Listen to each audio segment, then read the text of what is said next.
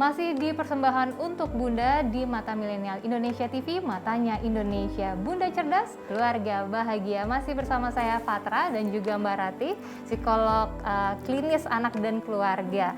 Nah Mbak, tadi kita udah ngobrol-ngobrol ya soal kesehatan mental dan sampai ke peran keluarga. Nah ini mungkin bisa dijelaskan lebih terperinci lagi, apa sih peran keluarga ketika anggota keluarganya itu ada yang terkena atau terganggu mental health-nya itu. Oke.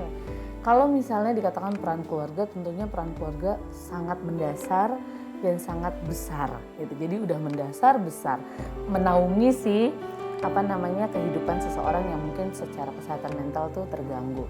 Nah, kalau mau dispesifikkan satu persatu, peran keluarga yang paling pertama adalah harus mendukung, suportif. Artinya tidak melakukan judgement gitu, dan tidak perlu mempertanyakan, kok anaknya si ini begini sih, kok anaknya si ini, itu bukan keluarga. Oh, banding-bandingin gitu ya. Kok kakaknya beda sih sama adiknya, itu bukan keluarga kalau seperti itu. Artinya kita berusaha untuk mencari jalan keluar, tidak mencari siapa yang salah gitu. Misalnya antara ayah dan ibu, itu karena kamu tuh sering marahin, terus dipikir ayahnya yang terbaik gitu, itu akhirnya tidak menjadi support. Nah terus kemudian yang kedua, ketika kita merasa bahwa oh ya ada yang butuh bantuan, kita merencanakan apa yang mau dibantu, langkah-langkahnya mau seperti apa, sesuai dengan kemampuan kita. Artinya tidak boleh melampaui batas kemampuan kita. Kalau kita ngerasa tidak sanggup, kita mulai merencanakan untuk mencari bantuan pihak luar gitu, artinya yang memang ahlinya seperti itu. Atau nih misalnya keluarga itu kan sebenarnya orang yang ada di dekat kita, mungkin tetangga kita, orang-orang yang ada di samping kita juga. Nah itu menjadi sesuatu yang kadang-kadang mungkin kalau misalnya tetangga kita ngelihat, kok si ini sekarang jarang main ya, misalnya seperti itu. Atau misalnya, iya kalau main kok dia suka mukul ya gitu. Kenapa? Apa dia capek atau apa? Nah biasanya itu pembicaraan-pembicaraan seperti itu kita nggak boleh langsung merasa itu adalah penyerangan. Ngapain anak saya dikomenin terus misalnya gitu. Padahal sebenarnya itu adalah bentuk perhatian. Nah memang harus hati-hati ya ketika kita berusaha untuk memberitahu atau memberikan sinyal bahwa kayaknya butuh bantuan deh. Gitu. Kita harus menyampaikannya secara tepat dan jangan sampai apa yang kita sampaikan itu dirasa untuk melakukan penilaian buruk. Iya betul. Kadang-kadang kan kita merasa bahwa ngapain sih ngurusin anak saya gitu. Padahal itu sebenarnya kasih sayang. Bahwa kalau Fatra suka mendengar ada quotes, untuk bisa raising satu anak itu butuh usaha orang satu kampung gitu. Bahwa membesarkan satu anak itu nggak bisa cuma sekedar orang yang ada di rumah itu. Pasti semua elemen yang ada di sekitarnya turut membantu. Ya dia pergi ke sekolah, gurunya juga ikut membesarkan. Dia pergi ke tempat les, guru lesnya juga ikut membesarkan, seperti itu. Artinya itu menjadi tanggung jawab bersama. Setelah keluarga, ada keluarga yang lebih besar lagi nih, yang harus juga peduli. Karena kebanyakan orang Indonesia merasa bahwa, udah itu bukan urusan kita. Memang ada hal-hal yang perlu kita berikan batasan. Tapi ada hal-hal yang sifatnya, misalnya sudah menyentuh kejiwaan, terus kemudian berakibat fatal, terus kemudian ada yang sifatnya destruktif atau merusak, atau bahkan mungkin hampir kehilangan nyawa misalnya seperti itu. Masa iya kita diam aja? Nah itu yang harus kita bangun juga. Tapi di masa pandemi seperti ini tampaknya sulit juga ya Mbak untuk melihat nih sepertinya keluarga sebelah, tetangga sebelah gitu. Kayaknya mentalnya terganggu karena kan memang lagi isolasi mandiri betul.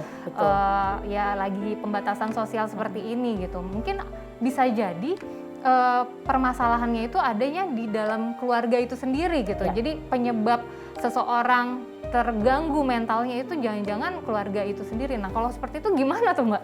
Iya, artinya memang tadi ya, kalau misalnya kita melihat satu petunjuk kecil aja, nah mungkin kita bisa explore dari situ. Kalau dirasa kita sudah menyarankan, kemudian kita sudah memberikan arahan, kemarin aku baca nih di sini, kayaknya bisa deh untuk konsul kalau misalnya ngerasa berat, misalnya gitu. Dan orangnya ternyata tidak mau mendengarkan, ya itu sudah menjadi bagian dari keputusan orang tersebut. Yang penting kita sudah menjalankan peran kita sebagai support system tadi. Artinya kita juga tidak bisa memaksakan ya. Atau tadi kalau Fatra bilang bahwa ketika pandemi begini kan semuanya isolasi. semuanya ada di rumah masing-masing.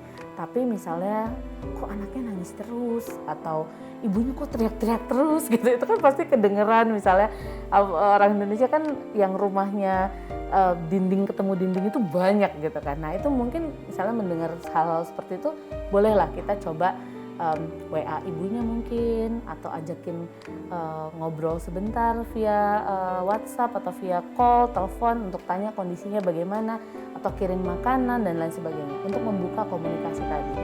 Tapi kalau misalnya keluarga ini ternyata merasa bahwa enggak kok, we are fine, kita baik-baik saja, oke. Artinya kita sudah berusaha untuk memberikan informasi dan berusaha untuk menunjukkan kepedulian. Seperti itu. Oke, Mbak Rati, kalau misalnya seseorang sudah tadi kan proses ya, mental health ini proses sampai akhirnya prosesnya itu sampai di titik mental health-nya terburuk gitu, rendah sekali, pokoknya sudah terganggu gitu. Nah itu bisa sembuh total nggak sih maksudnya? Oke. Nah ini tergantung diagnosa apa. Tapi memang gini, secara general, secara umum, masalah gangguan psikologis itu bukan dikatakan sakit. Kalau sakit itu minum obat sembuh. Kalau flu minum istirahat sembuh. Tipes minum obat antibiotik sembuh. Tapi kalau gangguan kejiwaan, dia tidak mencapai kata sembuh, tapi meminimalisir kondisi. Jadi misalnya yang tadinya dia turun normalitasnya satu level, minimal dia menjaga supaya normalitasnya nggak turun terus sampai akhirnya di bawah sekali. Nah kalau udah di bawah banget, ini susah nih untuk dia naik lagi. Makanya obat psikoterapi itu sebenarnya membantu menjaga normalitas. Makanya nggak ada tuh ibaratnya, oh kamu udah sembuh ya sekarang sakit jiwanya, nggak kayak gitu. Makanya disebut orang dengan gangguan kejiwaan, bukan orang sakit jiwa. ODGJ sebutannya sekarang ya, atau kalau orang-orang dulu bilangnya orang gila, itu sebenarnya nggak pada tempatnya gitu. Artinya ketidakwarasan atau normalitas yang sangat rendah itulah yang membuat dia akhirnya nggak bisa menolong dirinya sendiri. Makanya kita memberikan bantuan itu untuk meminimalisir efek-efeknya. Kalau orang nggak sadar dengan dirinya, bisa aja dia makan makanan yang nggak sehat, makan makanan yang ada di jalanan, karena dia nggak sadar apa yang dia makan. Nah, itu yang akhirnya kita bantu supaya dia tidak melakukan hal-hal seperti tadi. Jadi kalau misalnya udah, biasanya kita menyebutnya orang gila atau ODGJ. Ya. Nah, itu bisa sembuh tapi Bu? Ya, nggak sembuh. Nggak sembuh? Tapi menjaga supaya dia tidak semakin parah. Atau minimal dia ada di state dalam tanda kutip waras gitu ya. Ada di state itu aja. Karena ada episode kan. Ada ODGJ itu yang episodenya dia tenang. Tapi ada yang kemudian muncul dia meletup-letup, marah-marah, terus mungkin mau merusak gitu. Semua orang dikomentari. Nah, hal-hal seperti tadi yang dijaga oleh si psikoterapi dan farmakoterapi supaya nggak makin turun. Tapi kemungkinan apakah ketika sudah diberikan farmakoterapi, psikoterapi, dia akan terus-terusan di kurva yang normal? Belum tentu. Bisa jadi turun lagi, tapi minimal efeknya tidak separah kalau tidak diberikan psikoterapi dan farmakoterapi. Itu sih. Oke, seru banget ya ngobrol sama Mbak Rati ini. Dan terus nih Mbak, kalau misalnya sampai banyak nih di pandemi COVID-19 ini tuh banyak orang yang kehilangan pekerjaan. Nah itu kan udah mulai nih mentalnya udah mulai drop nih. Walaupun belum sampai drop banget gitu kan. Udah drop, terus gimana nih untuk solusinya membangun optimisme gitu? Oke, sebenarnya gini, ketika kita menghadapi kesulitan hidup, ketika kita menghadapi stres, itu berarti hal yang normal. Berarti kita masih punya jiwa, kita masih bernyawa. Karena semua orang yang masih bernyawa pasti akan punya stres. Justru kalau dia nggak punya stres, dia ODGJ. Oh gitu? Loh, ODGJ itu nggak sadar kalau dirinya bermasalah. Artinya ketika kita masih merasa bahwa kita bisa merasakan stres itu, kita masih bisa merasakan sedih, kehilangan, artinya itu adalah situasi yang memang wajar dialami oleh seseorang. Walaupun tingkatnya beda-beda ya gitu. Nah tapi yang paling terpenting adalah yang pertama kita harus accept dulu. Jangan ditolak, jangan melakukan toxic positivity. Misalnya gini, aku nggak boleh sedih, aku harus kuat, aku nggak boleh nangis, itu nggak boleh. Harus dilepas ya. Kalau pingin nangis, kita terima, oke, aku lagi sedih dan aku pingin nangis. Oke, fine. Kasih diri kita waktu untuk merasakan situasi yang nggak nyaman ini supaya circle-nya itu nanti akhirnya selesai. Karena setiap saya bilangnya life event ya, kejadian dalam hidup. Misalnya ada satu kejadian dalam hidup yang buat kita drop. Ini untuk naiknya lagi, kalau kita denial ini nggak bakal naik-naik. Jadi akhirnya kita berusaha untuk menerima. Setelah menerima, kemudian memaknai. Nah, tapi masalah terjadi ketika proses penerimaannya nggak selesai. Akhirnya nangisnya berbulan-bulan, nggak makan, nggak minum, malah jadi jatuh sakit, atau muncul asam lambung dan lain sebagainya. Itu berarti dia tidak melakukan proses pemaknaan.